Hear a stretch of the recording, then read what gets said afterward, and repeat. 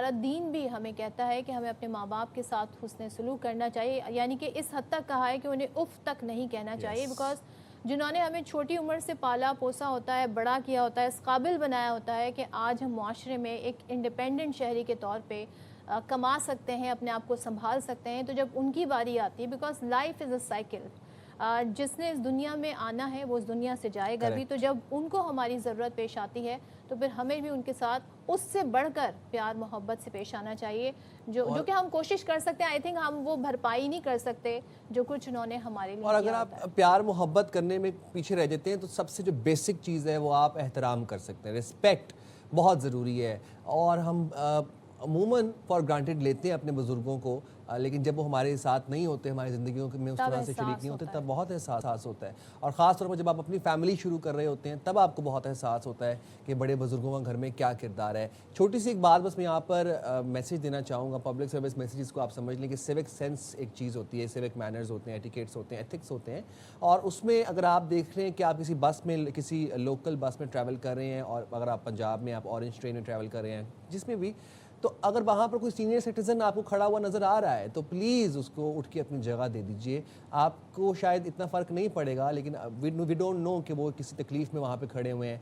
लेकिन most of the times होता क्या है कि सीनियर सिटीजन्स की पार्किंग्स के ऊपर, उनकी सीटों के ऊपर भी नौजवान कब्ज़ा कर लेते हैं। ये इंतहाई दिल खराश बात है। तो थोड़ी सी बेसिक मैनर्स हैं। और फिर वही बात है कि अगर आप प्यार मोहब्बत नहीं दे सकते तो एटलीस्ट रिस्पेक्ट कर लें, एहतराम करना, अदब करना, ये आपका बुनियादी फरीज़ा है। मतलब क्यों नहीं प्यार मोहब्बत दे सकते जिन्होंने सारी ज़िंदगी आपसे प्यार मोहब्बत किया। और बात कर लेते हैं, हमारे साथ इस वक्त मौजूद हैं motivational speaker and trainer Amreen करी साहिबा। Thank you so much Amreen बात करने के लिए।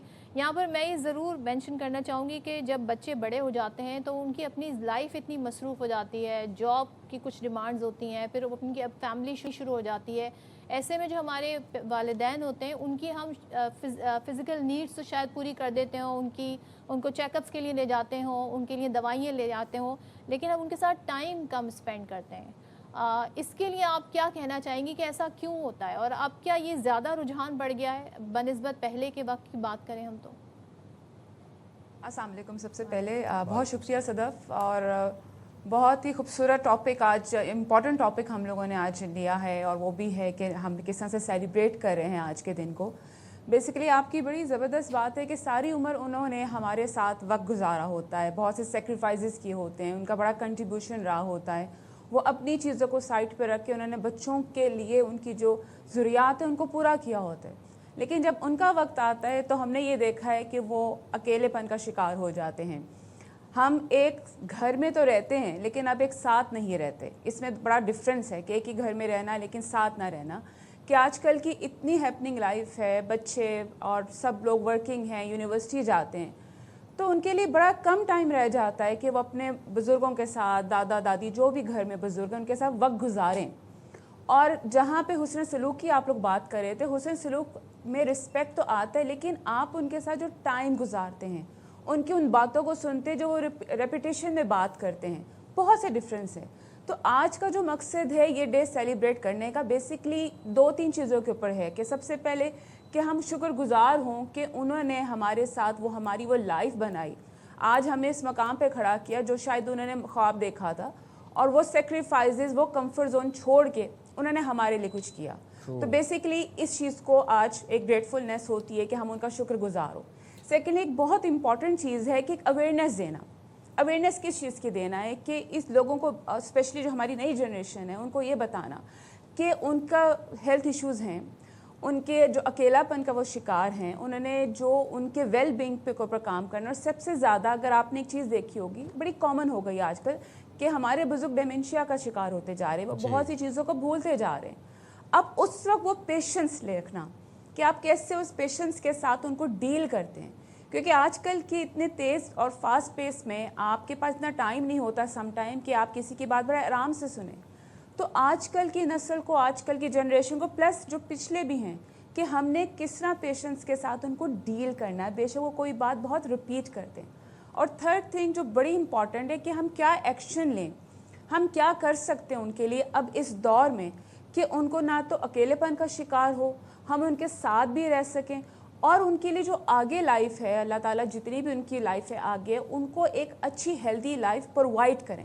ये चीज़ बड़ी इंपॉर्टेंट है, इन चीज़ों को साथ में लेकर अच्छा, चलना। वैसे अमरीन आपको लगता है कि हमें अपने बुजुर्गों को या जो हमारे सीनियर सिटीजन्स हैं उनको सिंस अब डिजिटल एज है तो हमें उनको डिजिटल एज के साथ हम आहंग करना चाहिए, उनको मतलब रील्स दिखानी चाहिए या उनको फॉर इंस्टेंस इंस्टाग्राम या टिकटॉक पे उनकी प्रेजेंस होनी चाहिए ताकि वो उनका ध्यान उस तरफ भी लगे थोड़ा सा?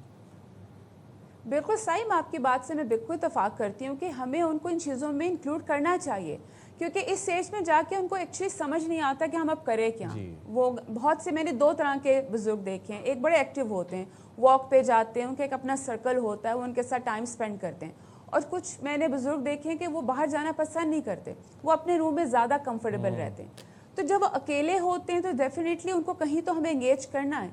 तो जो हमने एक एक्शन लेना है बेसिकली वो यही है कि हम उनको इन चीज़ों में एंगेज करें। जैसे आपने कहा कि हम उनको एक कोई मीडिया से अवेयरनेस दे दें, फ़ोन का यूज़ करना सिखाएं कि आप कैसे अपने आप को, आप अपनी पसंद के ड्रामास देख सकते हैं, इस पे फ़ोन पे आप वीडियो चैट कर सकते हैं, आप किसी से भी बात कर सकते हैं। लेकिन मकसद ये है कि हम उनको कौन से एक्शंस प्लान लें कि हम उनको एंगेज रखें, वो कहीं पे भी तन्हाई का शिकार ना हो।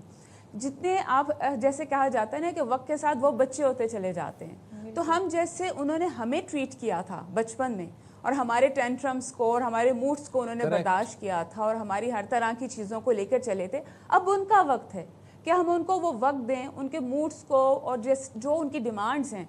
और देखिए मैं आपको एक और चीज़ बताऊँ, उनकी डिमांड एक ही होती है ज़्यादातर, उनके साथ थोड़ा सा वक्त गुजार लिया जाए। ख़ास तौर पर अगर आप देखें तो वो अपने पोते पोतियों, नवासे नवासियों के साथ ज़्यादा वक्त गुजारना चाहते हैं, और हमारे बच्चे हैं कि बस सलाम किया, हक किया और बस चले गए।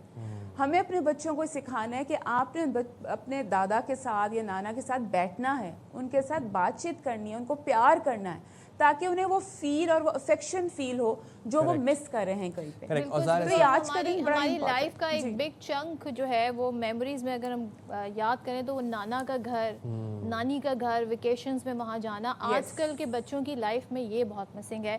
थैंक यू अमरीन, बहुत शुक्रिया आपका। और बस जी यही मैसेज है आज। अपने बड़ों का ख्याल रखें, उनकी रिस्पेक्ट करें, इज़्ज़त और एहतराम के साथ पेश आएं, उनको वक्त दें, वैसे ही वक्त दें मुखलिसाना तौर पे जैसे वो आपको दिया करते थे। जब आप एक सवाल 10-10 दफ़ा पूछते थे तो वो आपको प्यार से समझाते थे, इसी तरह ही उनके वक्त दें। आई नो कि बिज़ी लाइफ है, लेकिन वर्क लाइफ बैलेंस इसी का नाम है। वक्त निकालें अपने पेरेंट्स के लिए, अपने बुजुर्गों के लिए।